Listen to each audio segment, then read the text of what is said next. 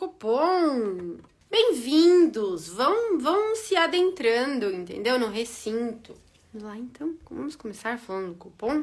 Hoje o Copom foi um não evento, mas a gente vai discutir um ponto importante. Copom manteve Selic estável em 13,75.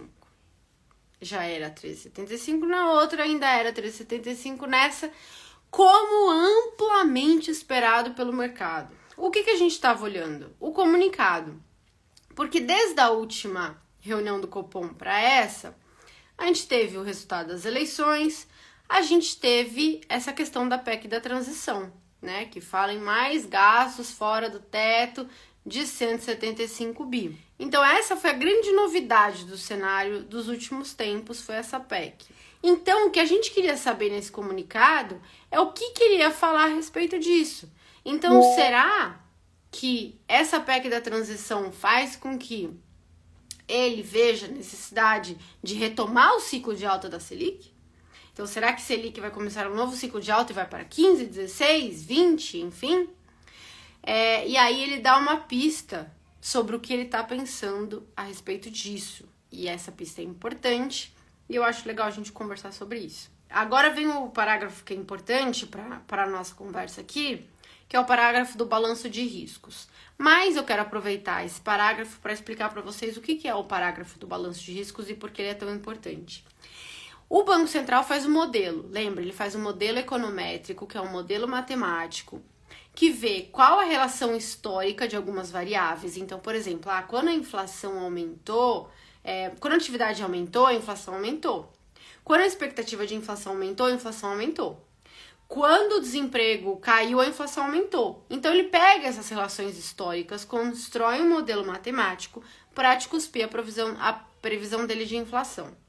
Mas tem coisas, meu povo, que nós não conseguimos pôr em um modelo matemático. Não é mesmo? Eu e você sabemos disso. Tem coisas nessa vida que não cabem num modelo matemático, né? Até que a gente tem que... São coisas qualitativas, não quantitativas. Por exemplo, guerra. Como é que você vai pôr o risco de guerra num modelo matemático? Não tem como incluir num modelo matemático um risco, né? Então... às vezes o risco é tão grande, tão significativo, que é importante você considerar esse risco na condução da política monetária, mas você não consegue colocar ele no modelo e quantificá-lo. Então você joga para o que a gente chama de balanço de riscos. Então logo depois das projeções dele do modelo, ele começa a falar sobre o balanço de riscos, que é o quanto ele acha que, o quanto ele... Que ele coloca de pesos para coisas que ele não consegue colocar no modelo, mas que ele leva em consideração para fazer a política monetária. Deu para entender o que é balanço de riscos, meu povo? Então, o que ele coloca no balanço de riscos? Ele coloca assim: o comitê ressalta que em seu cenário para a inflação permanecem fatores de riscos em ambas as direções. Riscos positivos para a inflação e riscos negativos para a inflação, ambas as direções. Entre os riscos de alta para o cenário inflacionário e as expectativas de inflação destacam-se: 1. Maior persistência de pressões inflacionárias globais. Então imagina que a inflação mundial continua persistente para 2023 e para 2024. É um risco altista para a própria projeção do Banco Central. 2. Elevada incerteza sobre o futuro arcabouço fiscal. E estímulos adicionais que impliquem na sustentação da demanda agregada, quer dizer, o governo começa a dar estímulo, a demanda cresce, né, e gera pressões inflacionárias.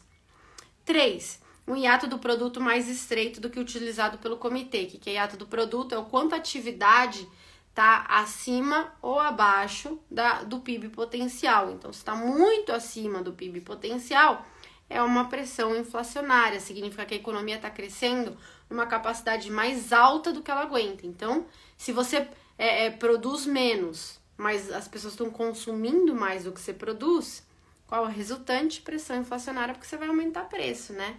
Se está produzindo menos, se você está produzindo, se as pessoas estão demandando menos do que você produz, né, o seu produto potencial, você tem pressões deflacionárias, tá bom?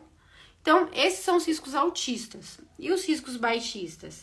Queda adicional no preço das commodities, já estava na hora de tirar isso, né? Porque as commodities caíram pra caramba.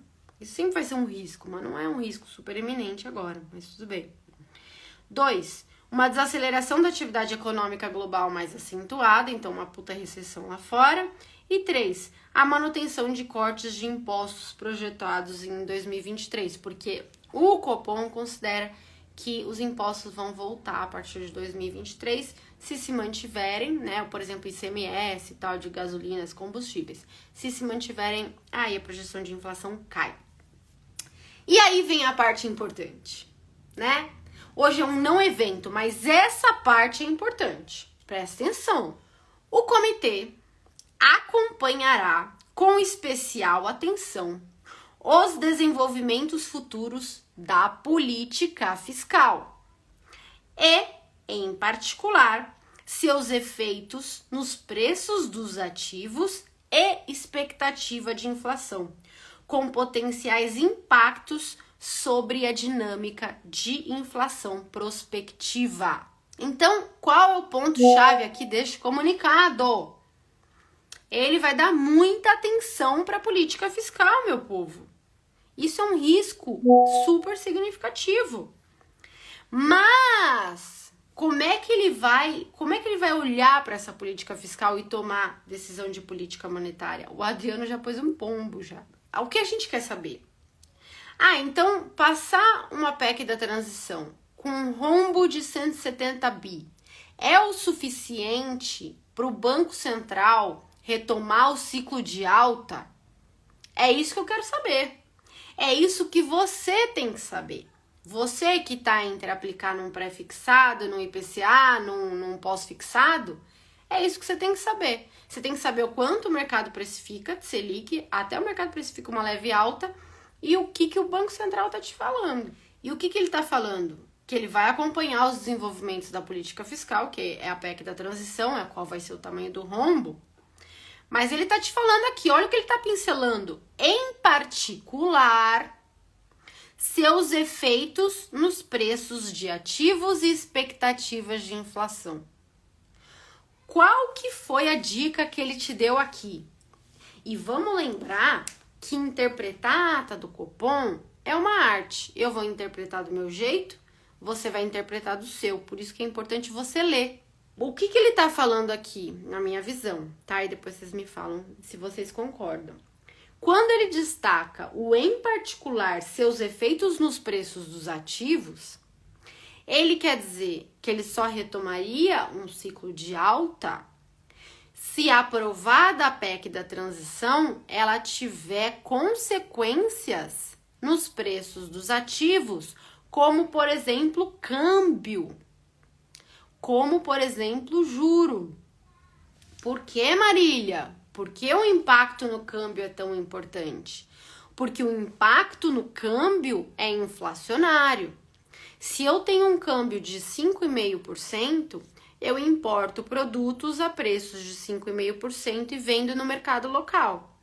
Se eu importo a um câmbio de 6, 6,5%, 7%, esses produtos no mercado local vão ficar mais caros e, portanto, eu vou ter uma pressão adicional sobre a inflação, cujo o Banco Central tem que agir, tá? Tal qual o Banco Central tem que agir. Então, o que ele tá te falando aqui é que, mais do que simplesmente o quanto eles aprovarem e tal, ele vai agir se e somente se essa aprovação tiver impactos no câmbio e no juro, entendeu? Deu para entender? Ou seja, aprovou a PEC da transição de 150 bi, fora do teto. Aprovou essa PEC, câmbio não mexeu, ele não vai mexer.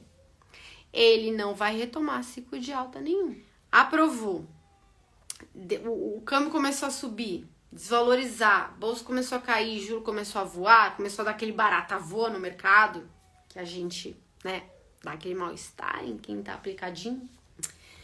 Aconteceu isso, aí ele vai agir pensando em retomar o ciclo de alta. O que eu achei é que o hurdle tá alto. né? Assim, para ele parar de manter a Selic estável em 13,75, o hurdle tá alto. Quer dizer, precisa acontecer coisas em termos de precificação de mercado. E vamos combinar que a taxa de juros já tá alta. Vamos combinar que o câmbio já tá, né, 5 e poucos %. Então, assim, precisa vir mais. E eu sei que vocês devem estar querendo saber um monte de coisa a respeito do que o que é para eu fazer. Então, vamos conversar sobre isso, sobre o que é para você fazer então com seus investimentos de renda fixa. Tem muita gente falando para mim, Marília, tô com medo, né? Novo governo e tal, PEC da transição, bolsa tá muito volátil. Porque o que acontece? A gente teve nos últimos anos uma época de queda consistente nas taxas de juros, né? Desde 2016, quando teve o impeachment, até grosso modo 2020, a gente teve um ciclo consistente e enorme de queda nas taxas de juros. E isso provocou um aumento relevante do preço dos ativos de risco. Porque quando cai o juro, o preço da bolsa sobe. Por quê? Bolsa é dividendos futuros. Quando você desconta um fluxo futuro a valor presente por uma taxa de juro mais baixa, o valor do seu fluxo sobe, tá certo? Como assim, Marília? Imagina que eu tenho que ter 1.000 lá na frente. Quanto eu tenho que investir hoje se a taxa de juro for 10%? Menos, com certeza, do que o que eu tenho que investir hoje se a taxa de juro for quase zero, for 0,01. Aí eu tenho que praticamente dar 1.000 aqui para ter 1.000 depois, né? 999 para ter 1.000 depois, se a taxa de juro é pequenininha. Agora, se a taxa de juro é enorme, eu pago R$50 e vou ter 1.000 lá na frente, concorda?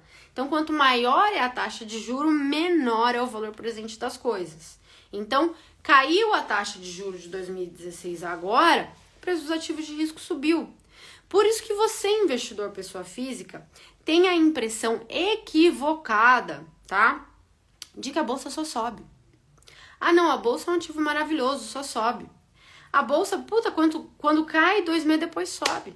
Olha que ativo lindo, é esse ativo que eu quero. Ah, eu corro risco? Corro, mas ela oscila dali a 2 meses, sobe, né? Como um passe de mágica. Esses últimos anos, gente, foram anos especiais, porque a gente teve um ciclo de política monetária importante.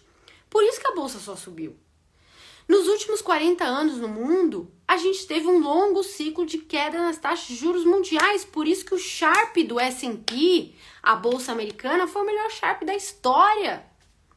Entendeu? Algo aconteceu, algo que não está mais acontecendo. Então, você que tinha uma carteira aí, 60% bolsa, 40% renda fixa, tá vendo que você tá sendo prejudicado. E você não sabe nem de onde veio, né? Você recebeu uma porrada na cara, não sabe nem de onde veio, né? Veio do ciclo econômico. Então, você tem que incorporar o ciclo econômico nos seus investimentos. É o que a gente faz aqui, é o que a gente faz na Nord, é o que eu tô tentando fazer aqui com vocês. Por isso que a chave para entender renda fixa, para entender as carteiras, é entender o ciclo econômico, tá? Ah, Marília, mas eu não sei nem por onde começar, eu tô perdida e não sei o quê. Tá bom. Este final de ano, a gente lançou o Nord Checkup. O que é o Nord Checkup? Você vai ficar 1 hora comigo numa conferência, vai me mandar a sua carteira antes e a gente vai conversar durante 1 hora sobre a sua carteira. E você vai sair de lá com um plano, né, de como você vai encarar os seus investimentos em 2023, tá? A gente não vai abrir muito isso, até porque a gente só abriu agora porque eu, o Bre e o Bruce, a gente tá um pouco mais tranquilo, né? E ano que vem a gente não sabe como vai estar. Então a gente abriu para esse final do ano. Então se você quer começar um ano com o check-up da Nord, né?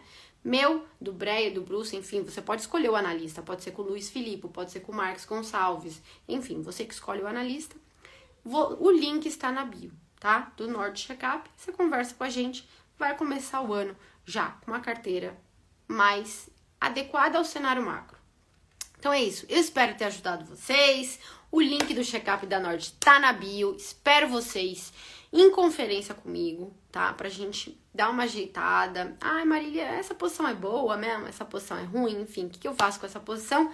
E vamos conversar sobre isso. E espero que vocês tenham gostado dessa live. Muito obrigada, pessoal. Até o Copom que vem.